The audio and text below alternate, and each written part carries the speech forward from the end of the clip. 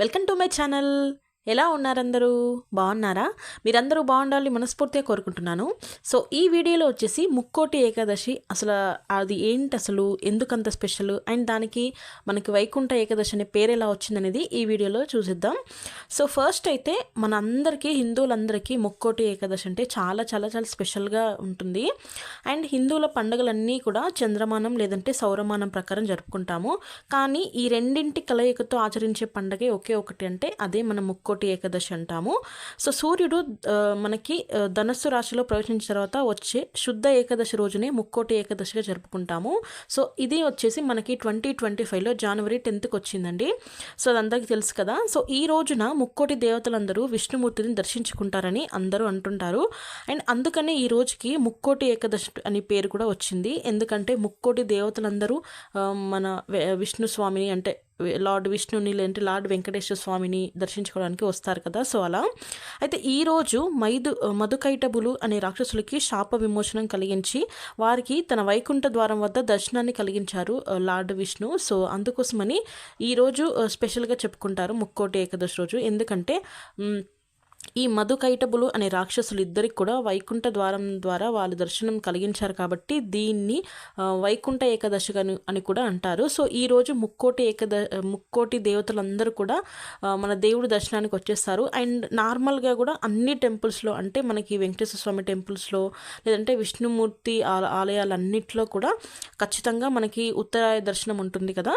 So అలా వైకుంఠ ద్వారాన్ని పోలిన ఉత్తర ద్వారాన్ని నిర్మించి స్వామిని దర్శించుకుంటారో వారికి మోక్షాన్ని ప్రసాదించమని వేడుకున్నారంట ఆ మధుకైటబులు అనే రాక్షసులు. సో అప్పటి నుంచి కూడా ఉత్తర ద్వారం గుండా శ్రీవారిని దర్శించుకునే ఆచారం మొదలైంది. సో ఈ ఏకాదశి నాడే వైకుంఠంలోని విష్ణుమూర్తిని వారి అంతరంగిక ద్వారాలు తెరుచుకున్నాయి కాబట్టి అందుకే దీన్ని వైకుంఠ ఏకాదశి అని కూడా అంటారు. అయితే ఈ వైకుంఠ ఏకాదశి వెనకాల స్టోరీ ఏంటంటే, పూర్వం మురాసుడు అనే రాక్షసుని సంహరించేందుకు విష్ణుమూర్తి నుండి ఒక అంశ వెలువడిందంటండి. సో అదే ఆమె ఏకాదశి అనే దేవత.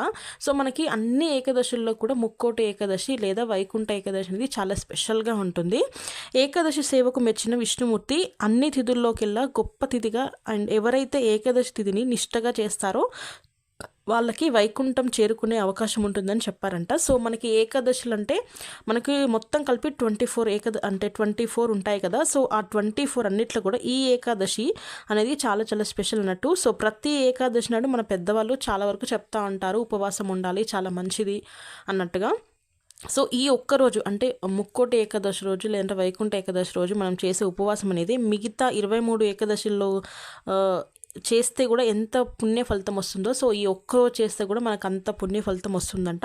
సో ఎవరెవరికైతే వీలవుతుందో తప్పకుండా ఉపవాసం ఉంటే బాగుంటుంది. చిన్నపిల్లలు లేదంటే ఏమైనా వ్యాధులతో ఇబ్బంది పడుతున్నవారు, ఏజ్డ్ పర్సన్స్ వాళ్ళకి తప్పించి ఉండగలము అనుకున్న వాళ్ళు ప్రతి ఒక్కరు ఉంటే బాగుంటుంది. ఇలాంటి స్పెషల్ డేస్లో ఉంటే ఇంకా ఇంకా బాగుంటుంది కదా. అండ్ వైకుంఠ ఏకాదశి నాడు తప్పకుండా ఏకాదశి వ్రతాన్ని ఆచరిస్తారు అందరూ. సో ఈ వ్రత విధానం ప్రకారం దశమి నాటి రాత్రి నుంచి ఉపవాసానికి ఉపక్రమించాలి. అంటే మనకి ఈరోజు దశమి ఉందనుకోండి, రేపు ఏకాదశి, అండ్ నెక్స్ట్ డే వచ్చేసి ఆ రోజు వరకు మనం ఉపవాసం ఉంటారు. అంటే దశమి అండ్ ఏకాదశి అండ్ నెక్స్ట్ ద్వాదశి అన్నీ లైన్గా ఉంటాయి కదా. సో అందరూ కూడా దశమి రోజు నుంచి అందరూ ఉపవాసం స్టార్ట్ చేస్తారు. సో ఆ రోజు నైట్ నుంచే కూడా సాత్వికమైన ఆహారం, లేదంటే ఎలా అంటే పళ్ళతో లేదంటే పళ్ళ రసాలతో, జ్యూసెస్తో అలా ఉంటారు చాలా వరకు. సో అది ఏకాదశితో కూడా దశమి ముందే స్టార్ట్ అయ్యి ఏకాదశితో పాటు అండ్ నెక్స్ట్ ద్వాదశి ఉంటుంది కదా. సో మార్నింగే పూజ చేసేసి అప్పుడు ఉపవాసాన్ని విరమిస్తారు. సో అలా ఉంటుంది ఏకాదశి వ్రతం అనేది. సో ఇలా చేస్తారు. అండ్ ఇంకోటి ఏంటంటే ఈరోజు ఏంటంటే బియ్యంలో మురాసుడు అనే రాక్షసుడు నివసిస్తాడని, బియ్యంతో చేసిన ఆహారం నిషిద్ధమని చాలామంది అంటూ ఉంటారు. అండ్ ఈరోజు ఎక్కువగా ధ్యానాలతో జపాలతో అలా దేవుడికి సంబంధించిన వాటితోనే ఎక్కువ డే అంతా అలా ఉంటుంది. అండ్ భగవన్నామస్మరణతో రాత్రంతా జాగరణ. అండ్ నెక్స్ట్ డే మనకి ద్వాదశి అని చెప్పాను కదా. సో ద్వాదశి రోజు ఉపవాసాన్ని విరమిస్తారు. సో వైకుంఠ ఏకాదశి నాడు వైష్ణవాలయాల్లో ప్రత్యేకంగా, అంటే ఉత్తర ద్వార దర్శనం మనకి ఉంటుంది కదా, దాన్నే వైకుంఠ ద్వారం గుండా దర్శనం ఇస్తారు. మెయిన్గా తిరుమలలో అయితే ఎక్కువ ఉంటుంది కదా. సో కలియుగ వైకుంఠమైన తిరుమలలో శ్రీవారి ఆలయాన్ని ఆనుకొని ఉన్న వైకుంఠ ప్రదక్షిణ మార్గం ద్వారా భక్తులు నడిచే మార్గం దొరుకుతుంది. అంటే అదే మనకి ఉత్తర ద్వార దర్శనం అన్నట్లు. సో ఏకాదశి నాడు తిరుమలలో మరియు మల్లయ్యప్ప స్వామివారి ఊరేగింపు అండ్ ద్వాదశి నాడు స్వామివారి పుష్కరిణిలో జరిగే చక్ర స్నానాలు చాలామంది తిరుపతిలో ఉండేవాళ్ళు అండ్ చాలామంది భక్తులు కూడా చూసే ఉంటారు ఇప్పటివరకు. సో ముక్కోటి ఏకాదశి మార్గశిర మాసంలో వస్తే దాన్ని మోక్ష ఏకాదశి అని అంటారు.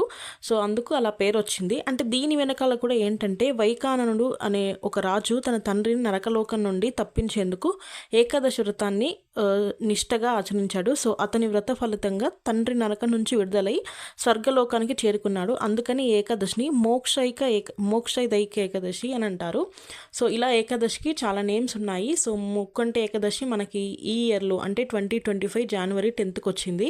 సో చాలామంది అండ్ కుదిరిన వాళ్ళు ఎక్కువ ఉపవాసం ఉండడానికి ట్రై చేస్తారు. అండ్ ఖచ్చితంగా ఈ డేట్ వైకుంఠ ఏకాదశి కోసమని ముందే మనం తిరుమలలో చాలామంది టికెట్లు కూడా అన్నీ బుక్ చేసుకొని ఉంటారు. సో ఆ రోజు అన్ని టెంపుల్స్ అంటే విష్ణుమూర్తికి సంబంధించిన వెంకటేశ్వర స్వామికి సంబంధించిన టెంపుల్స్ అన్నీ కూడా ఫుల్ రష్గా ఉంటాయి. భక్తులందరూ స్వామిని దర్శించుకోవడానికి, అందులోనూ ఉత్తర ద్వార దర్శనం కాబట్టి చాలా చాలా బాగుంటుంది. అండ్ ఆ రోజు స్వామివారి అలంకరణ చాలా ప్రత్యేకంగా ఉంటుంది. ఎందుకంటే ఆ రోజు స్వామివారిని దర్శించుకోవడానికి ముక్కోటి దేవతలు అందరూ వస్తారు కాబట్టి సో స్వామివారి అలంకరణ కానీ ఆ రోజు అన్నీ కూడా చాలా చాలా బాగుంటుంది. అండ్ ఇక్కడ మీకు చూపిస్తుంది ఫోటోలో వచ్చేసి చక్రస్నానం అని చెప్పాను కదా, అంటే ద్వాదశి నాడు ఏకాదశి తర్వాత ద్వాదశి నాడు తిరుమలలో స్వామివారికి చక్రస్నానాలు అనేది చేయిస్తూ ఉంటారు. పుష్కరిణి ఉంటుంది కదా స్వామివారి ఆలయం ముందు, అక్కడ చేయిస్తూ ఉంటారు. సో చాలామంది ఇది చూసే ఉంటారు. సో నాకు తెలిసింది అండ్ కొన్ని తెలుసుకొని మీకు చెప్పాను. ఏమైనా తప్పులు ఉంటే క్షమించండి. సో ఇదండి నేనైతే మీకు చెప్పబోతుంది ముక్కోటి ఏకాదశి గురించి. ఏమైనా తప్పు ఉంటే డెఫినెట్గా క్షమించండి. సో ఇంతేనండి వీడియో. థ్యాంక్ యూ అండి. Thank you for watching. మీ నా ఛానల్ని ఫస్ట్ టైం చూస్తుంటే సబ్స్క్రైబ్ చేసుకోండి అండ్ పక్కనే బెల్ ఐకాన్ ఉంటుంది, దాన్ని కూడా ప్రెస్ చేయండి. Thank you.